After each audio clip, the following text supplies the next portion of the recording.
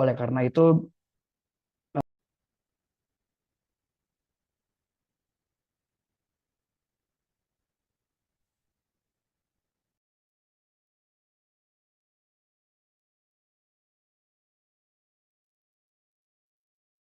Kami mulai, Ibu, Bapak, rekan-rekan yang kami hormati, izin kami mulai agenda kita pada hari ini. Assalamualaikum warahmatullahi wabarakatuh. Salam sehat, salam sejahtera untuk kita semua. Selamat datang dan selamat bergabung, Ibu, Bapak, rekan-rekan sekalian, dalam peluncuran Corruption Perception Index untuk tahun pengukuran 2025. Secara khusus, kami mengusung tema korupsi, kebebasan sipil, dan akses pada keadilan. Bersama saya, Iza Akbarani dari Transparansi Internasional Indonesia, yang akan memandu diskusi kita pada siang hingga sore hari nanti.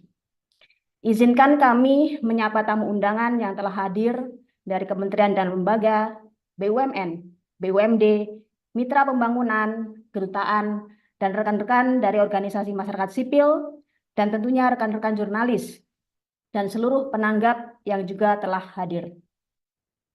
Transparansi Internasional secara rutin mengukur korupsi menggunakan Corruption Perception Index atau CPI sejak tahun 1995. CPI mengukur kemajuan atau kemunduran suatu negara dalam memberantas korupsi dan perbandingannya dengan negara lain. Indonesia pernah mencapai skor tertinggi, yaitu 40 pada tahun 2019 dan berada di peringkat 85. Indonesia juga pernah memperoleh skor dan mengalami penurunan terburuk sepanjang sejarah reformasi, yaitu pada tahun 2022 dengan skor 34 dan berada di peringkat 110. Lantas, bagaimanakah skor Indonesia di tahun 2025? Secara khusus di bawah kepemimpinan Prabowo Gibran.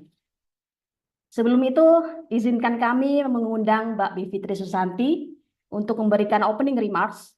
Beliau adalah Ketua Dewan Pengurus Transparansi Internasional Indonesia yang juga pakar hukum tata negara. Mbak Bibip, jika sudah terhubung, dipersilakan. Baik, terima kasih Iza. Selamat siang, Assalamualaikum warahmatullahi wabarakatuh, salam sejahtera. Terima kasih di sini sudah hadir begitu banyak kawan, dan tentu saja pertama-tama saya ucapkan terima kasih buat kawan-kawan di sekretariat, Mas Danang Widoyoko, Mas Ferdian, Mbak Iza, dan juga para penanggap, Mas Uceng, kemudian Mas Prof Uceng, Mbak Prof Amalinda Safirani, yang juga sudah bersedia hadir pada siang hari ini. Nah, Ibu dan Bapak sekalian, tugas saya hari ini adalah sekedar memberikan kata pengantar, karena nanti tentu saja itulah sebabnya kami berterima kasih pada kawan-kawan yang sudah hadir. Kawan-kawan nanti akan memberikan tanggapan, sementara sekretariat akan menjelaskan skornya yang saya kira ditunggu-tunggu ya, dan juga akan menjelaskan metodologi dan lain sebagainya. Nah, Ibu dan Bapak sekalian, untuk membuka percakapan kita hari ini, dan saya dengan sengaja menggunakan istilah percakapan, karena indeks ini tidak boleh hanya sekedar menjadi indeks, tapi menjadi sebuah awal dari sebuah percakapan tentang pemberantasan korupsi lagi. Jadi awal lagi di tahun yang baru ini. Ada 3 hal yang ingin saya sampaikan sebagai pengantar. Pertama, saya ingin mengingatkan kembali soal kekuatan indeks dan penilaian dan pemeringkatan atau apapun kita ingin menyebutnya dalam perkembangan demokrasi. Dan dalam situasi di Indonesia ini makin relevan. Karena Ibu dan Bapak sekalian, indeks itu kan kita tidak hanya melihat angka di baliknya, tapi kita juga jadi dibantu untuk memberikan ukuran-ukuran apapun yang sedang diindekskan. Kita tahu tidak hanya Corruption Perception Index, tapi juga bahkan Corruption Perception Index-nya Transparansi Internasional. Ini juga agregasi, nanti akan dijelaskan secara metodologi, tapi izinkan saya sedikit mengulas agregasi atau penggabungan dari berbagai macam indeks yang juga sering menjadi rujukan kita semua. Mulai dari Variety of Democracy, Rule of Law Index, dan lain sebagainya. Tapi kan poinnya adalah indeks itu gunanya satu untuk memberikan ukuran kepada kita sendiri di mana letak kita dibandingkan dengan dua hal, dengan banyak negara lainnya, tapi juga dengan diri kita sendiri tahun lalu, 2 tahun yang lalu, 5 tahun yang lalu, dan bagaimana kita mau ke depannya. Tapi indeks juga dalam situasi Indonesia pada hari ini makin berguna. Kalau Ibu Bapak perhatikan di tahun ini saja, tidak usah jauh-jauh ke tahun-tahun yang lalu pun, kita ketemu dengan fakta bahwa sebuah, ya bukan indeks semacam CPI, tapi penilaian oleh lembaga pemeringkat keuangan itu ternyata punya dampak yang cukup luar biasa. Mulai dari SMCI, kemudian Moody's, dan sebentar lagi akan keluar lagi yang lain. Sehingga refleksi saya adalah, dan saya ingin membagi refleksi ini kepada Ibu dan Bapak sekalian, jangan-jangan negara kita ini memang butuh supaya tidak menggambarkan kekerasan ya, diingatkan. Nah, tadi saya mau bilang ditampar, tapi kan kita anti kekerasan ya Ibu dan Bapak ya. Jadi kita pakai saja istilah diingatkan oleh orang lain. Kita semua termasuk kawan-kawan yang ada di sini sebenarnya bukan nama-nama yang asing dalam hal mengkritik kebijakan. Mengkritik kebijakan. Tapi kan pun ketika kita mengkritik kebijakan, bukan menjelek-jelekan atau menghina atau apapun yang dilekatkan, kita sering dituduhnya antek asing. Jadi akhirnya tidak objektif. Dengan kata lain ad hominem begitu ya. Jadi yang dikecilkan adalah orang yang membawa pesan, tapi pesannya tidak nyampe. Tapi kita bisa melihat dari indeks-indeks semacam ini, nampaknya karakter pemerintah kita yang sekarang justru butuh masukan. Dari indeks-indeks seperti ini jadi bisa muncul, oh good governance dalam masalah nih. Baru ketika lembaga pemeringkat keuangan bilang good governance di Indonesia bermasalah, baru mulai diperhatikan. Ini sangat disayangkan, tapi dengan ini maka kita semua bisa melihat Corruption Perception Index, begitu juga dengan indeks-indeks lainnya, di saat dimana kritik dari dalam negeri itu justru dikecilkan, disorot hanya orangnya, akhirnya barangkali kita butuh suara-suara lain yang lebih objektif untuk memberikan kritik yang sebenarnya sangat dibutuhkan dalam situasi hari ini. Yang kedua, yang sering dijadikan pesan kan kalau ada indeks atau label atau review, kemudian muncullah ya tadi ya, kill the messenger begitu ya, ad hominem, yang dijelek-jelekan kredibilitas lembaganya begitu. Kita ingat waktu dulu OCCRP ya keluar juga dengan salah satu label, wah langsung diserangnya luar biasa. Padahal saya ingin mengingatkan bahwa lihatlah dari sebuah indeks itu dua hal saja. Pertama, metodologinya. Jadi kalau mau berkeberatan boleh sebagai sebuah percakapan dalam konteks ilmu pengetahuan, kita silakan saling mengkritik. Tapi mari kita berdasarkan metodologinya. Nanti ya ini akan dijelaskan oleh kawan-kawan, metodologi apa yang digunakan oleh Transparansi Internasional. Secara standar. Yang kedua, selain metodologi adalah rekam jejak organisasi yang mengeluarkan. Kredibilitasnya seperti apa. Dan Transparansi Internasional sejak, mohon koreksi kalau saya salah Mas Danang, 1995 ya CPI ini dikeluarkan, jadi sudah luar biasa lama. Indeksnya juga cukup standar dan di seluruh dunia sama, jadi ini bukan khusus Indonesia, tidak. Makanya dikeluarkannya semua sama di jam yang sama. Ada seorang kawan yang bocorin dong ya nggak bisa, karena memang ini sudah menjadi semacam standar dikeluarkannya indeks persepsi korupsi ini. Yang terakhir, kawan-kawan, Ibu dan Bapak, karena nanti yang lebih panjang tentu saja, yang lebih substantif nanti akan disampaikan oleh para penanggap. Tapi izinkan saya mengingatkan saja bahwa betapapun indeks yang nanti akan dikeluarkan, yang akan disampaikan oleh Sekretariat Transparansi Internasional Indonesia, mari kita jadikan itu sebagai penanda tentang sejauh mana kita sudah melakukan upaya pemberantasan korupsi, karena persepsi memang judulnya, tidak menggambarkan langsung memang korupsi jumlah yang diselamatkan untuk negara ya, tidak, itu beda lagi. Ini adalah persepsi tentang korupsi. Tapi jadikan itu sebagai penanda. Kita ada di mana dan kita mau kemana. Dan jangan juga nanti ada semacam klaim-klaim begitu ya dari pihak-pihak yang mau mengambil keuntungan dari indeks semacam ini, termasuk misalnya upaya untuk menginterpretasikannya secara populis. Ya misalnya kalau dibilang ada survei tentang kebahagiaan, langsung dikutip sebagai, oh orang Indonesia bahagia semua, tidak ada masalah misalnya. Kan tidak begitu cara melihatnya. Mari kita diskusikan secara objektif, kita lihat sama-sama nanti metodologinya bagaimana, letak Indonesia dalam peta dunia. Nih saya tidak pakai backgroundnya, tapi kawan-kawan di sini pakai backgroundnya untuk membayangkan Indonesia itu di mana sebenarnya. Itu akan membantu kita meletakkan Indonesia dalam perspektif yang lebih luas gitu. We put ourselves into a bigger perspective di dunia ini, bukannya untuk bilang kita kecil atau kita besar, itu bukan soalnya. Soalnya adalah kita mau apa dengan pemberantasan korupsi di negara ini. Nah, itu yang bisa saya sampaikan. Sekali lagi terima kasih atas kerja keras kawan-kawan di sekretariat, dan terima kasih lagi juga untuk para penanggap dan ibu bapak sekalian, para jurnalis maupun semua orang yang penasaran sekali dengan indeks persepsi korupsi Transparansi Internasional. Demikian, terima kasih. Assalamualaikum warahmatullahi wabarakatuh. Waalaikumsalam warahmatullahi wabarakatuh. Terima kasih banyak Mbak Bibip selaku Ketua Dewan Pengurus Transparansi Internasional Indonesia. Ada beberapa poin penting begitu ya, bahwa indeks ini akan menunjukkan hari ini kualitas demokrasi kita, dan juga sebetulnya sebagai penanda begitu ya, bagaimana upaya pemberantasan korupsi kita dan letak kita di antara dunia, di antara negara-negara yang lain. Terima kasih banyak sekali lagi Mbak Bibip.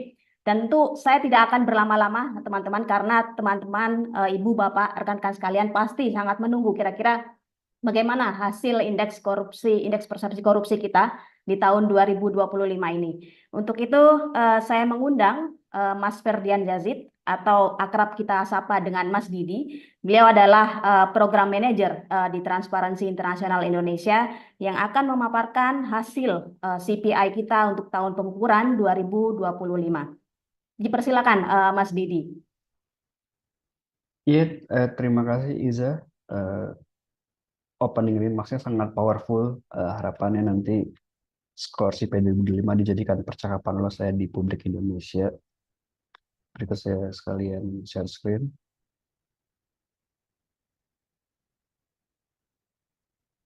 Oke, kelihatan rekan-rekan semua. Terlihat Mas. Oke, ya sebagai pengantar terkait Corruption Perception Index, kita sendiri tahu lah ya, korupsi itu pada umumnya adalah sebuah tindakan ilegal yang sengaja memang disembunyikan dan hanya biasanya dibongkar tuh lewat skandal, investigasi atau penuntutan oleh penegak hukum. Jadi kalau di statistik kejahatan ada yang namanya reported crime dan juga ada yang namanya true crime. Kejahatannya beneran terjadi itu berapa sih? Dari situ ada selisihnya, namanya gray area. Nah, itulah mengapa korupsi yang seringkali jumlah pelaporan itu sangat berpengaruh pada misalkan keberanian whistleblower mengungkap korupsi dan juga efektivitas penegak hukum, itu juga belum tentu 100% akurat. Makanya dibutuhkan persepsi untuk memotret berapa sih seberapa parah sih korupsi yang ada di suatu negara. Independensi akademik dan juga hak atas partisipasi publik. Di sini kami oleh karena itu menilai bahwa pemerintah perlu mengambil langkah strategis untuk memastikan jaminan kebebasan sipil dan memperkuat ruang masyarakat sipil itu adalah pilar penting rating. Nanti di slide berikutnya juga akan saya sampaikan data-data mana saja yang menjadi sumber CPI Indonesia. Berikutnya inilah adalah timeline ya, timeline dari ke-13 sumber data yang diambil dari TI tadi. Kapan mereka mewawancari responden, bertanya mengenai sejauh mana sih korupsi sektor publik di negara Anda bekerja. Dari slide ini ada 13 sumber data dan ada 4 yang data tidak diupdate, yaitu dengan ciri memiliki strip warna merah di bawah atau atas tulisannya, yaitu ada African Development Bank CPIA 2023, kemudian juga ada Bertelsmann Foundation Sustainable Governance Indicator, ini masih tahun 2024, lalu ada Freedom House Nation in Transit 2024, dan juga ada S&P Global Insight Global Risk Rating 2023. Ini sumber data tidak diupdate untuk tahun ini, dan sisanya sumber-sumber data lainnya semuanya adalah sumber data yang terupdate. Kemudian khusus untuk catatan metodologi Indonesia, kita itu sejak tahun lalu 2024, dari yang sebelumnya ada 8 sumber data yang berkontribusi untuk menyusun skor CPI Indonesia, sudah bertambah satu menjadi 9, yaitu sumber data yang baru saja masuk di tahun lalu adalah World Economic Forum Executive Opinion Survey. Di tahun ini, World Economic Forum juga sudah memiliki data terupdate mengenai persepsi pebisnis mengenai korupsi di sektor publik. Dan sebagai refreshment, sumber data CPI Indonesia ada 9, selain World Economic Forum, ada VDEM, ada World Justice Project Rule of Law, PRS Group ICRG Indicators, Economist Intelligence Unit Country Ratings, IMD World Competitiveness Yearbook, kemudian PRC Asia Risk Guide, dan yang ke-8 ada Global Insight Country Risk Rating, dan yang ke-9 ada Bertelsmann Foundation Transformation Index. Di slide berikutnya akan saya sampaikan mana saja sumber yang data yang terupdate, mana yang tidak. Ini penjelasan mengenai 9 sumber data dari CPI Indonesia dan apa saja yang ditanyakan. Dari slide ini Bapak Ibu bisa melihat kalau misalkan yang di atasnya warna biru tua, navy, itu tandanya dia itu data terbaru, sedangkan kalau biru muda, dia menggunakan data yang sama dengan CPI tahun lalu atau CPI 2024. Di sini sebagai refreshment, eh, saya juga menjabarkan secara singkat, misalkan di sumber data Political Reservice ICRG, apa sih yang ditanyakan ke pengusaha? Yang ditanyakan adalah mengenai korupsi dalam bentuk patronase berlebihan, nepotisme, pendanaan partai politik yang tidak transparan, serta kedekatan yang tidak sehat antara politik dan pebisnis. Kemudian juga ada dari IMD Business School World Competitiveness Yearbook. Ini surveinya bertanya kepada pengusaha seberapa parah sih suap dan korupsi ada di suatu negara, ada atau nggak ada, seperti itu. Kemudian satu sumber data tidak diupdate, ada Global Insight Country Risk Rating. Dia bertanya mengenai risiko korupsi dalam praktik impor dan ekspor, kemudian dalam praktik memperoleh kontrak publik atau kontrak pengadaan publik, dan juga melakukan kegiatan bisnis lainnya. Kemudian ada Political and Economic Risk Consultancy Asia Risk Guide. Ini pertanyaan cukup umum, bertanya kepada expert, in-house expert, mengenai korupsi sebagai masalah di tempat Anda beroperasi atau bekerja.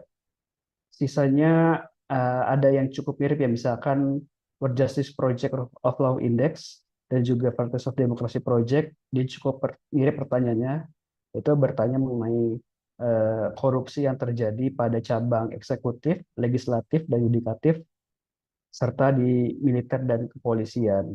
Lalu ada juga yang sedikit berbeda, misalkan Economist Intelligence Unit Country Service, dia bertanya mengenai sejauh mana sih transparansi anggaran di Indonesia, apakah akuntabel, dan apakah rawan penyalahgunaan sumber daya demi kepentingan pribadi pejabat publik dan kroninya. Serta lagi-lagi terkait dengan penunjukan merit base, apakah ada nepotisme atau tidak. Oke, next.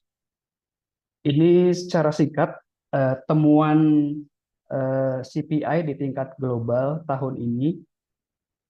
Di tingkat global skor CPI rata-ratanya sebesar 42 dari 100. Jadi sebagai pengantar, skor CPI itu ada dalam rentang skor 0 sampai 100. 0 itu suatu negara dipersepsikan sangat korup dan 100 baliknya dipersepsikan sangat bersih. Di tingkat global skornya adalah 42. Skor ini sebenarnya penurunan ya dibandingkan skor tahun lalu. Tahun lalu di tingkat global skornya 43. Jadi ada penurunan sekitar 1 poin. Sedangkan kondisi sebaliknya berada di Asia Pasifik, di mana rata skornya itu naik 1 poin dari 44 di tahun lalu naik ke 45 di tahun 2025. Kemudian ini adalah negara-negara top 10 pemuncak klasemen CPI. Di sini ada negara-negara Skandinavia, mayoritas didominasi oleh negara Skandinavia. Ada Denmark, Finlandia, Norway, dan Swedia. Kemudian ada beberapa outlier, misalkan 2 negara dari Asia Pasifik, yaitu Singapura dan New Zealand. Di sini juga ada yang menarik. Kalau di tingkat global, kami juga menyoroti bagaimana adanya kemerosotan kepemimpinan dalam pemberantasan korupsi. Karena 1 dekade yang lalu, ada 12 negara yang memiliki skor CPI di atas 80. Namun di tahun ini hanya ada 5 negara yang punya skor CPI di atas 80. Jadi mulai banyak kemunduran komitmen untuk memberantas korupsi di tingkat global. Lalu untuk 10 negara terbawah dengan skor CPI terburuk, ini biasanya negara-negara fragile state yang ada di Amerika Tengah, Amerika Latin, dan juga di Afrika. Misalkan yang paling rendah ada Venezuela, yang baru saja diserang oleh Donald Trump negaranya. Lalu juga ada Somalia dan South Sudan. Jadi negara yang berkonflik biasanya juga rentan terhadap praktik korupsi seperti itu. Dan kemudian bagaimana kaitannya dengan skor CPI di Indonesia? Ini sebagai refresher Bapak Ibu semua. Jadi sejak 95 itu Indonesia sudah menjadi salah satu negara yang diukur dalam CPI. Di tahun itu skornya ada di angka 19. Kemudian angkanya fluktuatif, namun dari sejak zaman reformasi hingga 2019, angkanya secara gradual naik terus dari 17 ke 40. Jadi lompatnya cukup signifikan sebenarnya, sekitar 23 poin. Namun dari 2019 ke tahun ini, skor CPI-nya fluktuatif. Skor fluktuatif khususnya karena independensi KPK dilemahkan seperti tadi sudah disampaikan dalam pengantar. Lalu juga di tahun lalu CPI 2024 sebagai pengingat ya, dari yang awalnya sumber datanya hanya 8 bertambah menjadi 9. Ini mengakibatkan skor CPI Indonesia itu tahun lalu naik 3 poin. Jadi bukan karena sesuatu yang luar biasa gitu pencari korupsi ya, tapi sekedar ada penambahan skor. Dan tahun ini jumlah sumber datanya sama dengan tahun 2024, sama-sama ada 9 sumber data. Nah, berikut adalah skor CPI Indonesia di tahun 2025. Jadi tadi dari rentang skor 0 sampai 100, saya ingatkan lagi, 0 tandanya suatu negara dianggap sangat korup, dan 100 suatu negara dianggap sangat bersih. Skor Indonesia tahun ini ada di angka 34. Kemudian peringkatnya dibanding 180 negara lainnya, peringkat Indonesia ada di peringkat 109.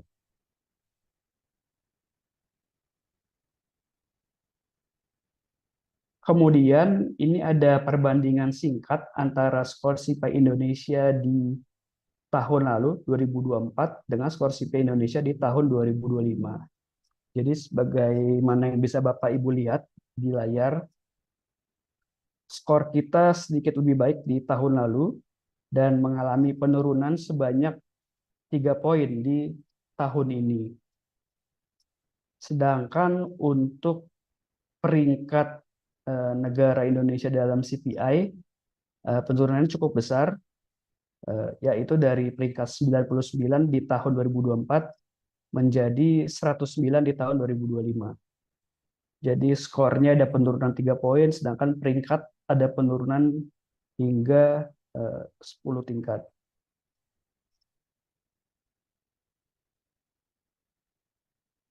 Dan berikut adalah skor CPI dari negara-negara lain di belahan bumi ini yang memiliki skor CPI yang sama. Jadi ada beberapa negara Afrika, misalkan Aljazair, Malawi, dan juga Sierra Leone, serta Indonesia juga memiliki skor CPI yang sama dengan negara tetangga yang sama-sama member anggota ASEAN, yaitu Laos. Lalu ada satu negara pecahan dari Yugoslavia di Eropa sana, yaitu ada Bosnia dan Herzegovina. Yang menarik, ada juga suatu negara yang memiliki skor yang sama dengan Indonesia, yaitu Nepal, yang kita juga tahu sendiri, Nepal juga tahun lalu juga ada mengalami demonstrasi politik yang sangat kuat, bahkan juga disebabkan karena praktik korupsi yang mengakar di tubuh sektor publik di Nepal.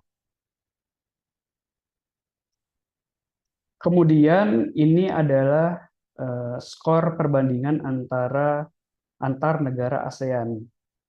Dari skor ini sebenarnya dari negara ASEAN lainnya tidak ada banyak perbedaan. Singapura dari tahun ke tahun selalu menjadi negara dengan skor CPI terbaik di angka 84 tahun ini. Lalu diikuti dengan negara tetangganya Malaysia, yaitu 52, naik 2 poin dari tahun sebelumnya. Begitu juga Timor Leste dan Vietnam. Namun yang tahun ini yang agak membedakan dari negara rumpun ASEAN ini adalah pertukaran posisi antara Laos dan Thailand.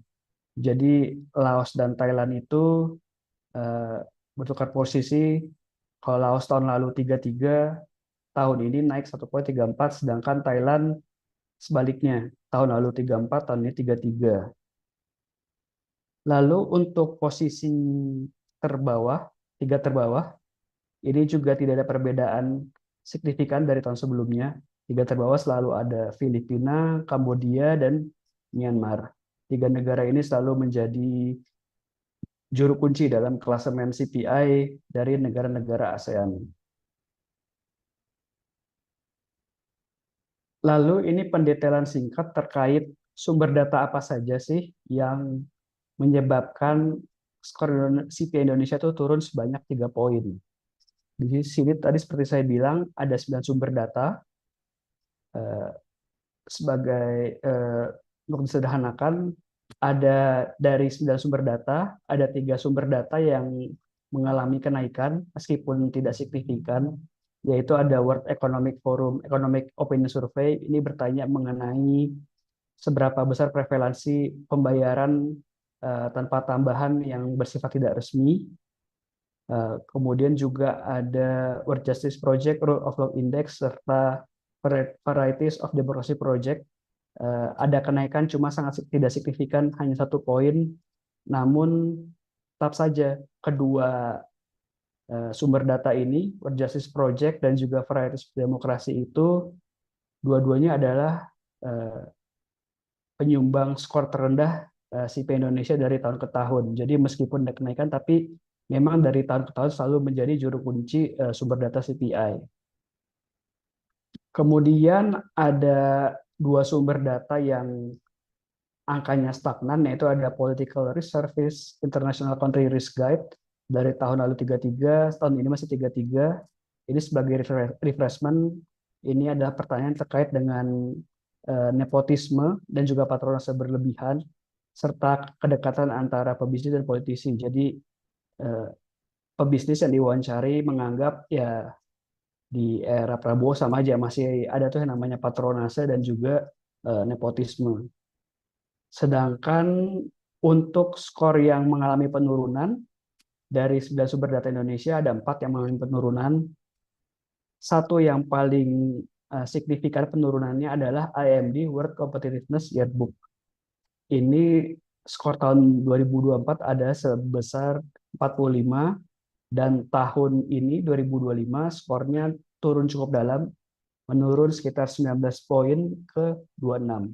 Ini yang bertanya mengenai pertanyaan yang cukup simpel, korupsi ada tidak, suap dan korupsi ada atau tidak ada. Oh ternyata eh, para responden dari pebisnis ini banyak menjawab bahwa korupsi itu semakin banyak di Indonesia di tahun 2025 ini.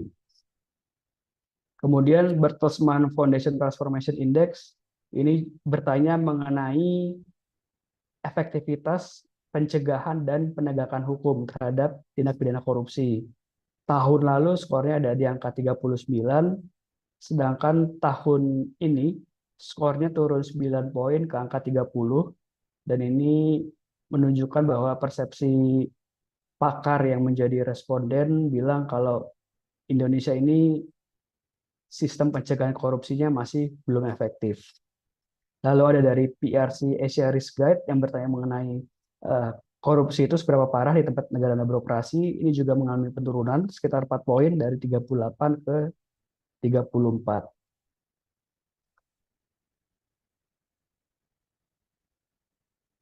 Kemudian pada tahun ini, seperti tadi disampaikan oleh Iza, kami mengambil tema korupsi, ruang sipil, dan juga akses pada keadilan. Di sini kami coba melakukan analisis, misalkan terkait aspek demokrasi, kami melakukan cross-tab perbandingan data antara data Economist Intelligence Unit Democracy Index dengan skor Corruption Perception Index yang dirilis oleh TI, di mana EIU dia melakukan 3 kategorisasi. Pertama, negara dengan demokrasi penuh, full demokrasi. Lalu negara dengan demokrasi yang cacat atau flawed demokrasi. Lalu yang ketiga adalah non-democratic regime. Di sini kelihatan rata-ratanya negara dengan demokrasi yang baik skornya ada di 71, sedangkan negara dengan demokrasi yang cacat memiliki skor CPI rata sekitar 47, sedangkan negara yang rezim dianggap non-demokratik memiliki skor sebesar 32.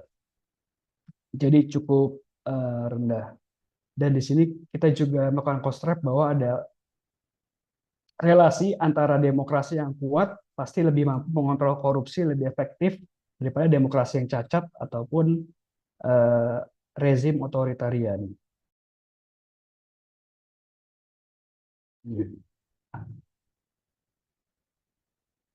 Berikutnya, relasi antara korupsi dan juga akses pada keadilan.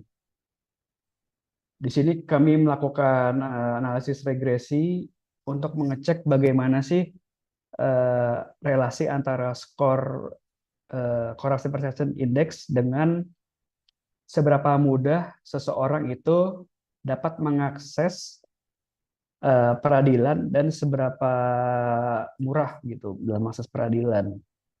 Di sini kami menemukan korelasi bahwa di negara-negara dengan tingkat korupsi yang rendah, orang-orang itu secara umum melaporkan bahwa lebih mudah untuk mengakses peradilan secara mudah dan murah. Namun memang ada pengecualian. Namun seringkali ada pola umumnya mensugestikan bahwa tingkat korupsi yang rendah selalu berjalan beriringan dengan sistem peradilan yang lebih aksesibel, yang gampang diakses, dan juga affordable for people. Jadi nggak perlu nunggu viral dulu agar laporan penegak hukum itu perlu diproses. Dikata seperti itu. Lalu terkait dengan isu yang krusial juga, korupsi dan ruang sipil, apalagi di tahun lalu di tahun pertama pemerintahan Prabowo Gibran ada aksi demonstrasi besar di akhir Agustus yang lalu. Di sini kita juga coba melihat melakukan cross tabulasi dengan data yang dikoleksi oleh Civicus Monitor Classification. Di sini Civicus mengklasifikasikan 5 kategori. Ada negara yang ruang sipil terbuka dengan memiliki skor CPI yang paling bagus, yaitu di angka 68. Lalu negara yang memiliki ruang sipil yang sempit, itu skor CPI-nya 51, sedikit lebih buruk. Lalu yang di bagian obstructed atau terhambat ini, skor CPI ratanya 38, sedangkan yang ruang sipilnya direpresi, skor CPI ratanya adalah 32, dan yang tidak memiliki ruang sipil sama sekali, rata skor CPI-nya ada 30. Jadi kita melihat bahwa negara-negara yang memiliki ruang sipil yang terbuka cenderung memiliki level korupsi yang lebih rendah, karena dengan ruang sipil menjadi lebih terbatas, biasanya itu skor rata CPI menurun ya secara gradual, dan seringkali kita melihat bahwa dengan menyempitnya kebebasan sipil ini seringkali berjalan beriringan dengan lingkungan anti korupsi yang lebih lemah, misalkan karena lebih takut melapor korupsi karena ada retaliasi dan semacamnya. Sebagai penutup, TI menyampaikan setidaknya ada tiga rekomendasi ya kepada pemerintah.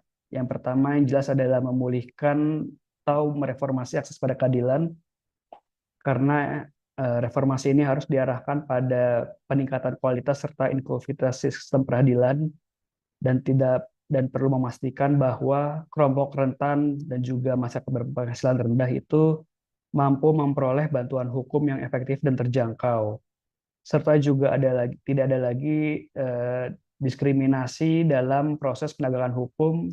Jadi tidak perlu ada saudara atau kenalan yang berasal dari lembaga penegak hukum agar laporan itu diproses gitu.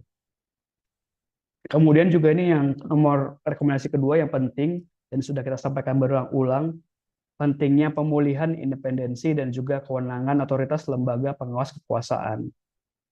Ini juga kita melihat trennya, fungsi pengawasan di berbagai sektor juga sudah mulai melemah, mulai dari inspektorat daerah, di mana makin banyak gitu ya kepala daerah yang di OTT oleh KPK dan inspektoratnya terlihat tidak bekerja. Kemudian juga lembaga peradilan yang banyak hakim menerima suap, hingga juga pelemahan KPK. Ini juga menimbulkan kekhawatiran akan meningkatnya ruang penyalahgunaan kewenangan karena lembaga yang diharapkan untuk mengawasi itu sudah pincang sebelah. Kemudian juga minimnya posisi politik yang efektif dan juga proses legislasi yang kurang akuntabel turut melemahkan mekanisme kontrol terhadap pemerintah. Dan juga sama demikian dengan proses pengisian jabatan publik yang patut dipertanyakan bagaimana meritokrasinya, dan juga proses pengawasan anggaran yang juga nampaknya kebablasan. Misalkan saja dalam program pemerintah berskala besar yang sangat populis seperti MBG, masalah bergizi gratis, ini juga minim pengawasan parlemen dan cenderung parlemen bersikap semacam memberikan stempel ya atas anggaran MBG yang sangat fantastis, namun akuntabilitasnya juga masih sangat buruk dan juga mungkin belum tentu mampu mencapai pemberian makan gizi bergaris karena banyaknya kasus keracunan di berbagai daerah di Indonesia. Dan yang ketiga, tentu pentingnya merawat demokrasi dan menjaga kebebasan sipil, karena makin banyak saat ini kita lihat kriminalisasi terhadap warga, masyarakat adat, misalkan yang dia mempertahankan ruang hidupnya di daerah kayak nikel, di Halmahera, dan juga jurnalis. Ini juga makin banyak praktik represif terhadap aktor-aktor demokrasi tersebut. Kemudian juga kami menilai bahwa hal-hal tersebut perlunya adanya penguatan perlindungan atas kebebasan berekspresi, independensi akademik, dan juga hak atas partisipasi publik. Di sini kami oleh karena itu menilai bahwa pemerintah perlu mengambil langkah strategis untuk memastikan jaminan kebebasan sipil dan memperkuat ruang masyarakat sipil itu adalah pilar penting demokrasi yang sehat dan akuntabel. Oke, itu sekian saja dari saya. Iza, over to you. Ya, terima kasih banyak Mas Didi atas pemaparannya hasil CPI kita untuk tahun pengukuran 2025. Sekali lagi, skor kita berada di angka 34, peringkat 109 dari 182 negara yang disurvei, dan kita turun 3 poin dan turun sekitar 10 peringkat begitu ya, Ibu Bapak rekan-rekan sekalian. Sebenarnya tidak terkejut, menyedihkan tetapi tidak terkejut dengan angka ini. Karena tentu ada berbagai faktor begitu ya yang kemudian tadi juga dikemukakan oleh Mas Didi bahwa ada proses peradilan yang buruk, kemudian diskriminasi penegakan hukum, dan juga melemahnya lembaga otoritas pengawasan, dan juga kebebasan sipil yang semakin memburuk di era 1 tahun terakhir. Untuk itu, selanjutnya saya izin mengundang Mas Danang Widoyoko selaku Sekretaris Jenderal Transparansi Internasional Indonesia untuk kemudian mengulas, menanggapi begitu ya hasil CPI kita pada tahun 2025 ini, melihat bagaimana skor kita dan juga tren CPI dalam konteks Indonesia khususnya dari segi politik, hukum, dan juga sosial. Mas Danang, dipersilakan. Ya, terima kasih Isya. Saya hanya sedikit menambah dari apa yang disampaikan Didi, terutama dalam konteks Indonesia. Dan memang turunnya skor CPI ini kontradiktif sebetulnya dengan penegakan hukum. Karena di tahun 2025 itu berulang kali ya kita semua melihat bagaimana penegak hukum itu pamer uang jutaan gitu ya. Biasanya kan konferensi persnya di depan bukan cuma terdakwa tapi uang yang disita gitu. Dan belakangan banyak kita ketahui ternyata itu pinjam uang dari bank lalu untuk difoto depan wartawan lalu dibalik lagi ke bank. Nah, saya kira hari-hari ini kita semua udah cashless ya, kecuali penegak hukum yang belum cashless kalau soal ini kampanye gitu ya, apa untuk menunjukkan ini. Tetapi ini kemudian menjadi kontradiktif. Kenapa? Saya kira ini terkait dengan rekomendasi tadi yang disampaikan Didi soal independensi peradilan. Jadi harap dicatat bahwa skor kita tinggi di tahun 2019 40 lalu kemudian turun. Itu turunnya setelah revisi Undang-Undang KPK, dan kemudian hari-hari ini independensi peradilan kita juga dipertanyakan ketika kita lihat dalam seleksi hakim MK yang DPR bisa memilih secara tertutup, diam-diam, dan cenderung ini ya arbiter ya, tanpa partisipasi publik, tanpa seleksi yang proper. Karena dulu kalau tidak salah di seleksi di DPR pun sama seperti pemerintah, ada banyak kandidat, lalu ada panel seleksi sebelum diwawancara anggota dewan. Jadi ini kemunduran yang luar biasa gitu, apalagi proses sebelumnya ada hakim yang diganti di tengah jalan. Ini yang menurut saya catatan bagi independensi peradilan. Padahal tanpa independensi peradilan, terutama penegakan hukum, maka penegakan hukum dalam kasus korupsi itu bisa dengan mudah disalahgunakan untuk berbagai kepentingan-kepentingan lainnya gitu ya. Dan selain itu kemudian pemberantasan korupsi saya kira tidak cukup hanya dengan penegakan hukum. Ini yang pesan penting kita kepada pemerintah. Udah ditangkepin, udah pamerin, ternyata jeblok. Berarti bukan itu sebetulnya.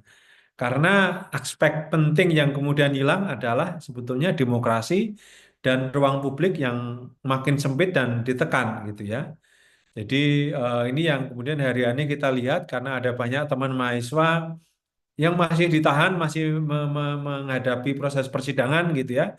Dari demonstrasi, bahkan setelah demonstrasi Agustus kemarin gitu ya. Itu menjadi catatan. Teman-teman jurnalis juga banyak mengalami represi, media juga banyak mengalami tekanan dengan berbagai situasi yang membuat akhirnya ruang publiknya semakin sempit, banyak teman aktivis dan influencer beberapa ya dikirimi mengalami intimidasi, dikirimi bangkai segala macam. Ini yang saya kira membuat sebetulnya pemberantasan korupsi tidak cukup hanya dengan hukum karena itu harus diikuti dengan demokrasi dan juga ruang publik yang luas. Atau kemudian sebetulnya penegakan hukum juga tidak menyelesaikan masalah karena ini sekedar mengganti aktor saja gitu ya. Salah satu contoh penting adalah kasus Duta Palma Surya Darmadi, salah satu konglomerat yang disita asetnya, satu grup diambil semuanya sawitnya, lalu kemudian jadi dikonversi menjadi kebun sawit milik BUMN Agrinas gitu ya. Jadi akar persoalannya tidak diselesaikan, apa yang menyebabkan alih fungsi lahan tidak dituntaskan. Lalu kemudian ex Duta Palma dikelola oleh BUMN yang diisi oleh teman-temannya presiden yang butuh pekerjaan. Ini yang kemudian membuat kita khawatir nih. Kita belum bisa cek kemarin tahun lalu laporan keuangan Duta Palma apa Agrinas, tapi saya khawatir bahwa ini akan salah satu BUMN yang inefisien gitu ya. Kemudian juga yang terakhir baru-baru ini gitu ya, kita barangkali senang ya ketika setelah banjir lalu ada sekian banyak perusahaan yang dicabut izinnya oleh Satgas Penertiban Kawasan Hutan. Tetapi ini juga menimbulkan pertanyaan karena itu prosesnya tanpa melalui proses peradilan, tanpa audit, tanpa proses yang terbuka dan kemudian tidak memberikan kesempatan para perusahaan atau tersangka untuk membela diri sehingga kita tidak mengetahui sebetulnya akar masalahnya di mana yang menyebabkan banjir. Siapa yang memberikan izin sehingga kemudian perusahaan itu bisa katakanlah mengeksploitasi di luar kawasannya. Ini yang benar-benar tidak kita ketahui, justru kemudian yang muncul adalah soal penyitaan aset. Nah, dan konon rencananya dan antara akan membentuk BUMN baru seperti Agrinas. Agrinas itu yang lama. Kalau ini akan bentuk BUMN baru namanya Perminas, kita belum tahu karena masih proses gitu ya. Tetapi tanpa menyelidiki akar masalah kita tidak akan pernah bisa mendapatkan pelajaran mengapa itu terjadi. Dan pelajaran penting dari misalnya dari kasus di Sumatera Utara dan Aceh itu adalah di mana suara masyarakat adat. Karena sebelum itu diklaim milik negara itu adalah milik adat gitu ya, sebagian milik adat. Nah, itu di mana suara mereka itu. Oleh karena kemudian ini terkait juga dengan satu rekomendasi yang disampaikan Didi tadi adalah akses to justice ya. Jadi bagaimana agar suara orang-orang kecil, suara masyarakat adat itu juga didengar dan juga diakomodir dalam sistem hukum kita. Ini yang saya kira tidak muncul di balik kemudian penyitaan sekian aset karena dituding terjadi sebagai penyebab banjir. Dan terakhir saya kira pemberantasan korupsi mesti melibatkan masyarakat sipil gitu ya. Karena tanpa masyarakat sipil dan ruang publik yang terbuka, korupsi tidak akan bisa dibongkar gitu ya. Demikian juga media massa jika tidak bisa bekerja dengan tenang, kehilangan independensinya, diintervensi, tentu juga tidak bisa membongkar, mengawasi proses penegakan hukum dan pemberantasan korupsi. Ini yang saya kira pesan penting dari Transparansi Internasional, mudah-mudahan bisa berkontribusi bagi pemberantasan korupsi di Indonesia. Terima kasih, saya kembalikan ke Isa. Ya, terima kasih banyak Mas Danang atas ulasannya begitu ya. Ketika kita melihat skor hari ini turun 3 poin dan juga tren CPI Indonesia sebetulnya ya dilihat dari 1 tahun terakhir. Bahwa yang kemudian penting disampaikan Mas Danang begitu ya, bahwa pemberantasan korupsi tidak cukup hanya dengan hukum, tapi juga harus ada partisipasi publik di dalamnya. Nah, pertanyaannya apakah kemudian di 1 tahun terakhir dan juga nanti di tahun-tahun ke depan, apakah partisipasi publik ini bisa menjadi bermakna begitu ya.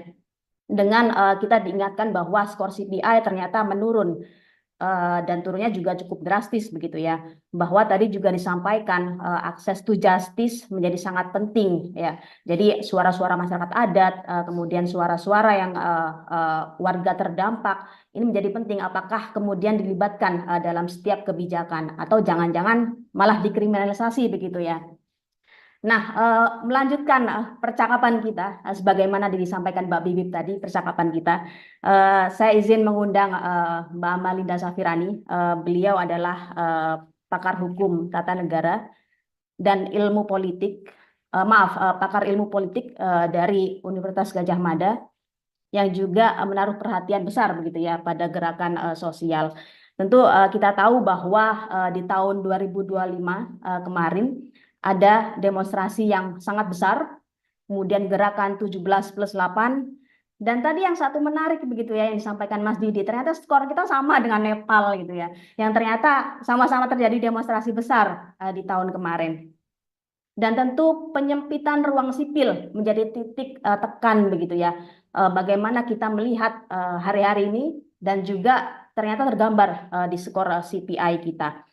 Dan di data Civicus Monitor juga menyatakan bahwa negara-negara dengan ruang sipil yang dibatasi, maka skor CPI-nya akan cenderung menurun. Untuk itu, izin saya mengundang Mbak Linda untuk kemudian menanggapi hasil CPI kita. Dipersilakan Mbak Linda. Terima kasih Mbak Iza, Mas Danang, Mas Didi, teman-teman semua. Selamat saya ucapkan CPI-nya, selamat saya ucapkan buat TII yang sudah menghasilkan CPI tahun 2026 ini. Dan kelihatannya nggak surprising ya hasilnya ya, sudah diduga gitu ya. Kalau hasilnya naik, apa peringkatnya bagus malah aneh itu. Saya mungkin akan, sorry Mbak, tadi saya bukan pakar tata negara ya, ini ada orangnya khusus nih, Prof. Zainal Arifin. Nanti saya Siap-siap Mbak. tanya soal hukum, nggak ngerti saya. Saya mungkin akan share sedikit slide ya, nggak panjang-panjang. Waktu saya sampai jam berapa Mbak Iza? Maksimal 20 menit Oke, Mbak Linda. nanti diingetin aja ya kalau Baik kalau Mbak. udah kelihatan ya. Terlihat Mbak. Oke, saya mungkin akan mulai dari poin soal penyempitan ruang publik yang tadi Mbak Iza sampaikan dan juga Mas Nandang juga sempat uraikan ya. Dan kira-kira kan kita mencoba memahami atau ada analisisnya adalah bagaimana korupsi yang semakin meningkat itu disebabkan karena makin sempitnya ruang publik kan gitu ya. Artinya dia berbanding terbalik gitu. Dan sebaliknya kalau ruang publik tidak tidak sempit atau diberi ruang atau demokrasi gitu, maka model yang sudah ada di berbagai negara di dunia korupsi cenderung berkurang atau rendah gitu.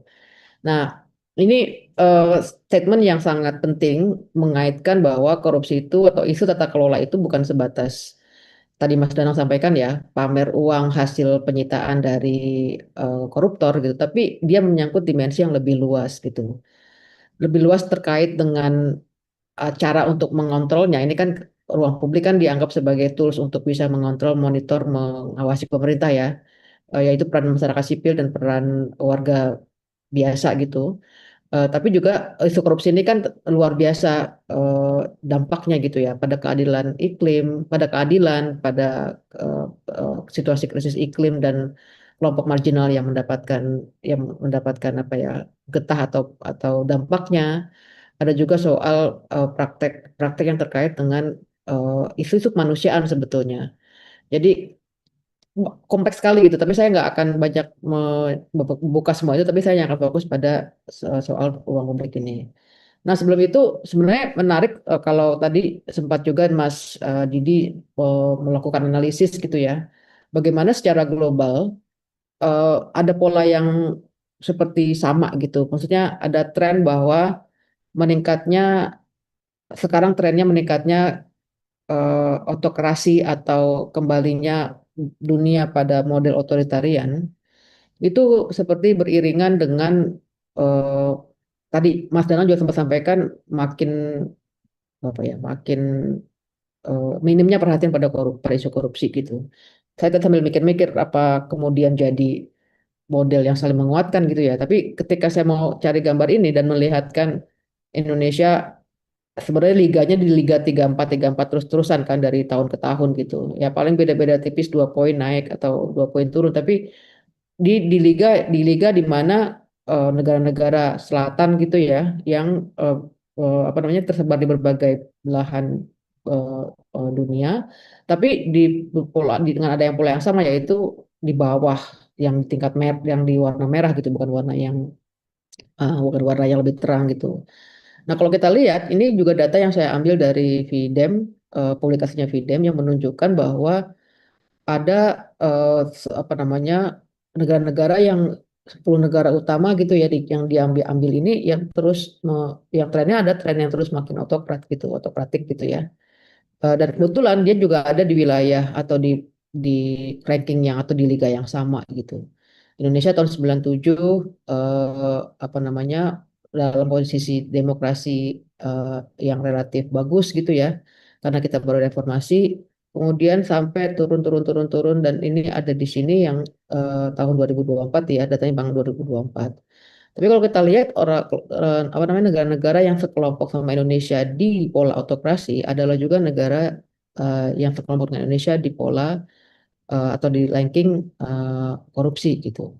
Dan tadi jadi seperti tersambung kan antara bagaimana negara yang makin demokratis akan makin minim korupsinya, dan dalam CPI ada di level warna yang atas gitu ya, liga atas, dan sebaliknya negara yang makin